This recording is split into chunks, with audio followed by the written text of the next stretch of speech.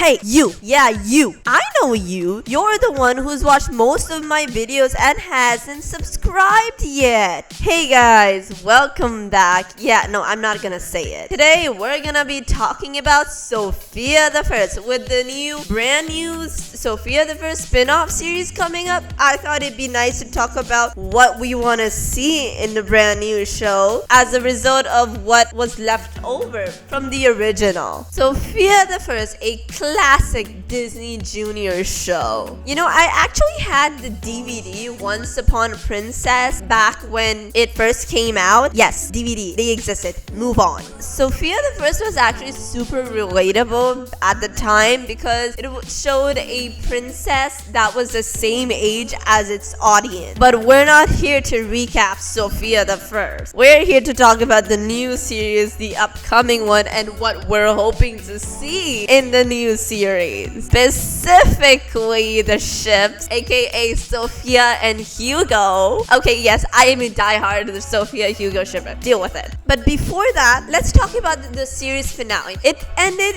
in such a good way. It was probably one of the best series finale to ever exist, especially since it's a Disney Junior show. Sopia the First wrapped up its arcs and character development and character arcs and each of their stories and loose ends so perfectly that even if they did not make a sequel, it would have been complete. They gave each of the siblings a path for their future and what they're supposed to be doing once they grow up. So each of them being queen, knight, and protector respectively. And yet still left room for more, even though most, if not all, questions were answered. In the original, Sofia's school that she picked was never specified, unlike Amber and James, who went to aspire to become queen and knight respectively. But that's exactly what the premises of the new show will be. Did they plan it that way? Or was it just a coincidence?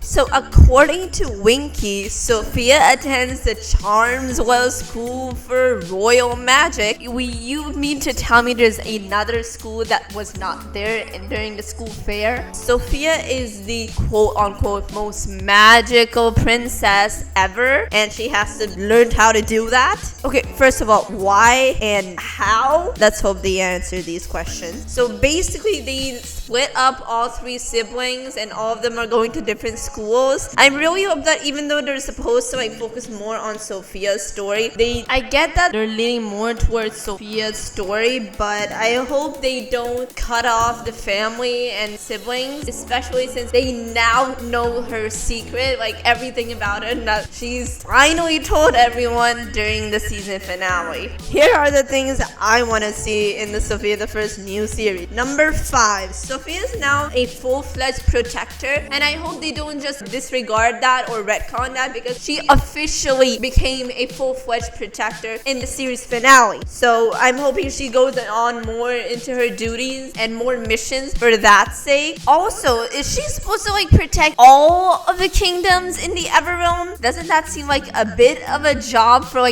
one person who's not even a teenager yet? Not to mention there are more protectors for the Mystic Isles that are way smaller than the entirety of the Everrealm. And there's only one protector for that. That makes zero sense. I'm hoping they flesh out the whole protector business and their actual duties and everything. Really hope they dive deeper into it. Hello, I'm a 12-year-old having the responsibility of the entire world on my shoulders. I need a little help, please. Number 4, Sofia will probably visit all of the realms and kingdoms, and so for her missions, I'm hoping we get another crossover with Elena of Avalor and Sofia, because we literally only got to see them twice technically, and at the end of Elena's coronation. But I'm hoping to see a episode where Elena is now queen and Sofia goes to help, or is somehow have to go to Avalor for some reason. Or we could have Elena being summoned by Sofia's amulet to help Sofia in a certain situation.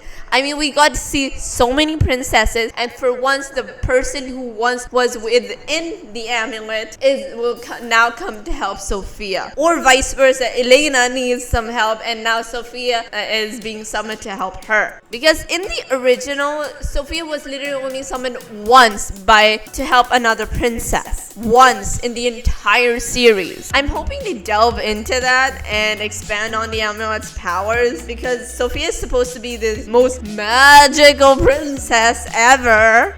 Also, side note, does Sofia now have magic within her because she got stuck in the amulet like Elena? Or is that just a plot hole? Number 3, obviously the couples, specifically Hugo and Sofia, of course. The number 1 ship in the entire series is obviously Sofia and Hugo. But besides those two, there's also Amber and Desmond and Hildegard and Xandar. It's a shame we didn't get more episodes with these couples, but then again, it was a kids show and they were like 9 years old. But seeing that it's going to start off with Sofia being 12 to 13 years old in the new series, I'm pretty sure they'll delve deeper into the love and romance aspect of the series. Sofia and Hugo's development was peak. They went from total rivals to forced into being partners, and then slowly but surely become friends at the end of the episode Flying Crown. And then finally, in the episode Lord of the Ring, their friendship actually developed. It was clear, very clear from the beginning, they were catching feelings for one another.